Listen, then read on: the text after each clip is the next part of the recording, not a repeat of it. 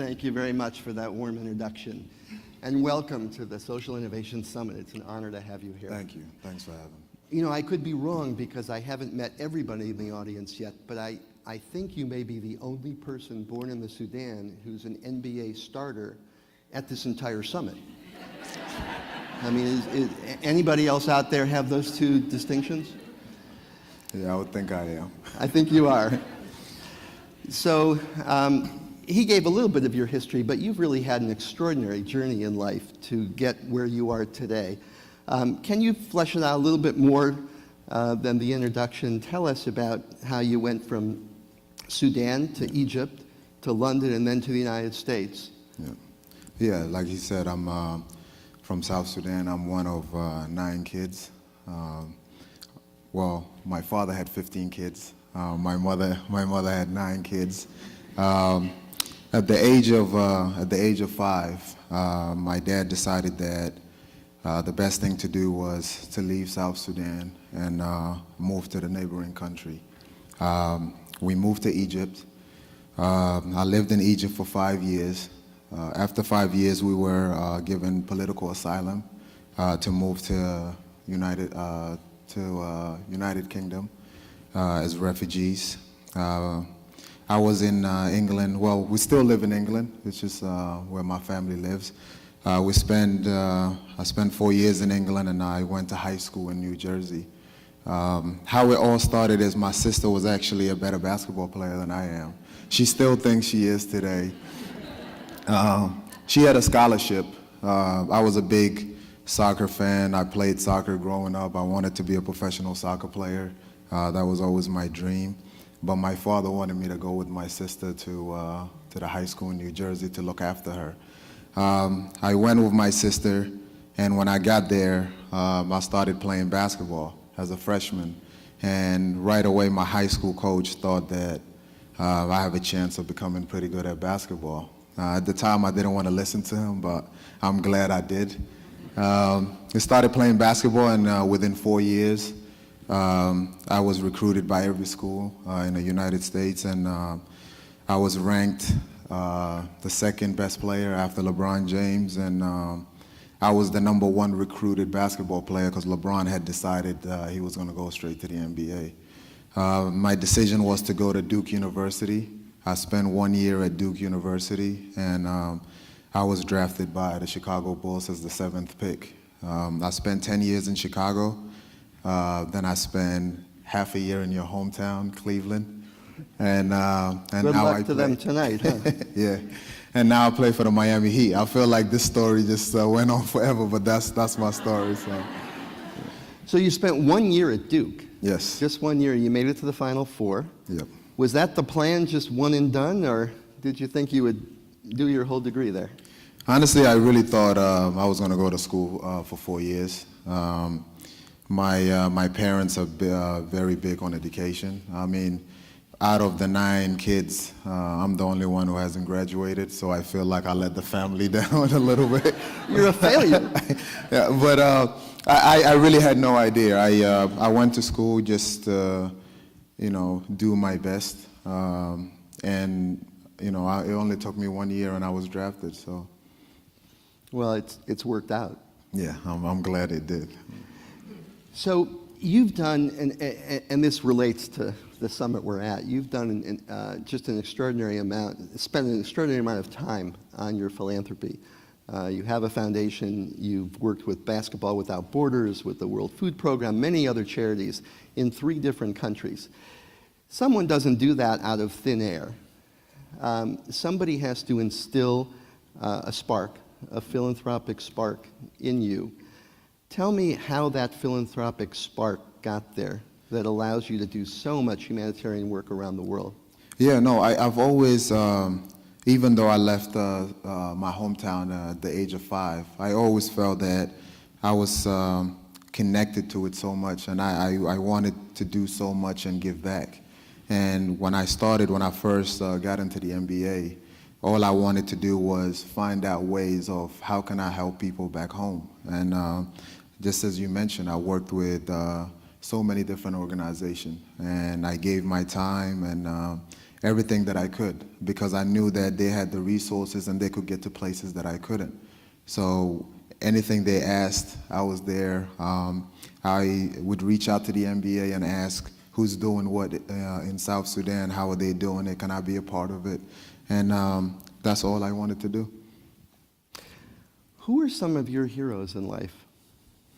My heroes have to be my parents. Just going back to my story a little bit, my father was the Minister of Education and Transportation in Sudan at the time. And for someone to just decide in the middle of the night that we're leaving everything behind because of the war, for the safety of the family, and just get up and go, it takes a lot for somebody to do that. And for my mother, obviously, she had 9 of us, and all of them graduated except me. So I give her a lot of credit for the work that she's done. But my parents are very positive, always positive no matter what. They always have a saying of just saying that things could always be worse. No matter what you're going through, it could always be worse than what you really have. And I've always kept that. Do you have any plans at any point to finish the degree, either in summers or after you finish your MBA career? You want me to be honest? No, lie to 400 people. Okay, I'm not gonna lie. I don't have any interest in finishing my degree. only because I think I'm an Aries. I don't know if this has anything to do with being an Aries, but I believe I'm smart enough with what I've accomplished so far to do a lot of great things. So. Well, I appreciate your honesty. Well, Manute Bol, who I believe played here in Washington for several years, the 7'7" center, who was a Dinka also, had an influence on your life. Tell us about that.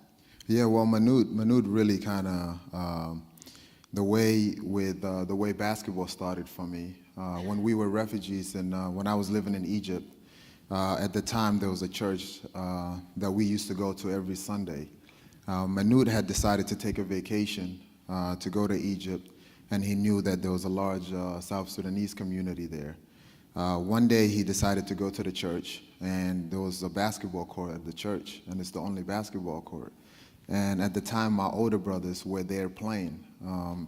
They didn't know the rules. Obviously, they had a ball and they had the rims, and they just doing whatever they think basketball is. Manute decided to spend time with them and actually teach them how to play basketball. From going on a vacation, turned into a week of a vacation, turned into 3 months. He spent his whole summer in Egypt and taught my brothers how to play. And my brothers later on taught me how to play.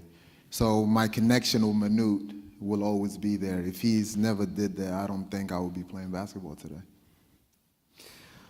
With the time we have left, I want to talk about your charitable works and your foundation, the work that you're doing, and see if we can't connect this audience to some of the work, the important work that you're doing with South Sudanese refugees in the United States and other places. So your network of work with the foundation is vast. Maybe briefly tell us a little bit about the programs you have in Africa, in England, and the United States, and then we'll focus on what's coming up in Omaha, where there's a fairly large refugee community from South Sudan currently. Yeah, no, definitely. So, as I said with my foundation in the past, I've worked with so many different foundations and different organizations trying to really help everywhere I can. And I've done things with UNHCR, with UNICEF, World Food Program, Nothing But Net. You name it, I've done it. I've spent, I went to Kenya and spent 2 weeks in a refugee camp where there's a large South Sudanese community also. And by doing that, I started to really focus on what do I want my foundation to do. And I couldn't name one thing that I could just say, you know what, this is it, this is what I want to do. So I started to do things out of just what I really felt that my heart wanted to do. And I was able to open schools. I opened up a school in Luol, which is my hometown where I was born. We worked with Enough Project on that. This summer, I was able to open up a basketball court back in Sudan. We named it after Manute Ball, of course. I was able to work with UNICEF, and we did basketball courts and provided women needs in a refugee camp in Kakuma in Kenya. And every summer we pick about 7 to 8 different countries in Africa where I go, and we spend time there, and we teach the kids how to play basketball and provide them with things. And also in the United Kingdom, the same thing, I focus on basketball. But with doing all that, I really started to focus more on the South Sudanese community here. And as you mentioned, in Omaha, Nebraska, is the largest South Sudanese community. And I started to, at first I wasn't connected with the community here because I grew up in London.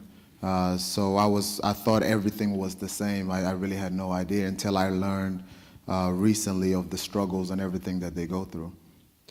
What are some of their greatest needs? And maybe tell the audience that many people might be surprised that the largest is in Omaha, Nebraska. Why there, and what are some of their greatest needs? Well, what happens, for example, just anybody here in the audience, just take anyone and just, you're living in a country where it's basically a civil war, and every day you're just thinking, how can I help my family? How can I get out of this? And you get a phone call and you're told that, congratulations, you've been selected to move to, let's say any country, move to the United States. And within that excitement, you're so excited, you can't wait, and you leave. And when you get to the United States, you find out that we'll give you a house to live in, and we will help you for 90 days. You have 90 days, we're gonna provide you with what you need, we'll help you. And mind you, you don't know how to speak the language, you've never been in this country, it's a new culture, you're in a different neighborhood. And the struggle that happened, or when the struggle starts, is right after these 90 days. Now you're there with your family in a new culture, with a lot of parents who don't speak English. They don't find a lot of help, they don't know what direction to go. And basically you just gotta find a way. After all that excitement of leaving your country, and coming to a new country, you're provided with actually new struggles that you got to deal with. So where I want to shift my focus is what can I do and what can I provide for these communities where they can actually come together? How can we connect all the South Sudanese communities to learn from each other? Have a community center where their kids can go after school, where even the parents could all meet and talk, and just have a place where they all know at the end of the day, if there's a new family coming in, there's a place for them to go, and instead of 90 days, this will be a place that they could go every day until they know exactly what to do. And we talked earlier today, and you said that many of these people, once they're educated and once they're contributing members of society, would go back to South Sudan and build up that country. Is that correct? Yeah, well, we want our focus to be on the youth. With South Sudan, the war has been going on for so long that 70% of South Sudan is under the age of 35, which is an unbelievable number. So where we want to shift our focus is on the youth here, and the youth basically outside of South Sudan. So, with the communities in Omaha, there's a large South Sudanese community in Maine. There's a large South Sudanese community in Kansas City. It's all over the place. And what we want to do is, how can we connect all these communities and have a hands-on on the youth where we are actually teaching them, and we could direct them in the right direction to actually focus and go back home and do something back in South Sudan, instead of being pulled in the wrong direction. Because there's no place for them to be focused on. If technology is a way to connect some of these communities, I venture to say there's probably a lot of people in the audience who could help with that maybe we'll get a chance to meet afterwards. Tell us something about the event that you have coming up with your foundation in Omaha in a couple weeks. Yeah, we started last year. We started South Sudan Unite. And And it's an event. At first, last year, the event was here in D.C., and my whole focus was how can I get everybody together and think about peace and unity. And the event was a great success. And this year, the event will be in Omaha, Nebraska. And what we want to do is we want to focus on the youth and focus on bringing in all the different people who are doing a lot of great things in different South Sudanese community, and actually connect all of them and have different communities learn from the other communities. And for example, there's a woman in Boston who started South Sudanese Women Unite. How can we bring her along to Nebraska to actually tell them and teach them what she's doing and how she's got it done? And this is a way of just connecting everybody together. Last question. If you could wave a magic wand and get help from anybody out in the audience, is there a specific need that's greater than others, or a group of needs to help this community that you could ask for? Well, there's so many things that they're going through and struggling with. What I'm really asking for is how can I provide all these communities with a community center, and how can I connect them? And that's the main goal. The main goal is to bring them all together to learn from each other. There's a lot of youth that will benefit from this, and hopefully that will be the outcome and the result. You've already had, in your first 11 years, an extraordinary career on the basketball court. I suspect that what you're doing off the court, much like Muhammad Ali, will be your true legacy. Thank you so much. Thank you. Thanks for having me. I appreciate it. Thank you.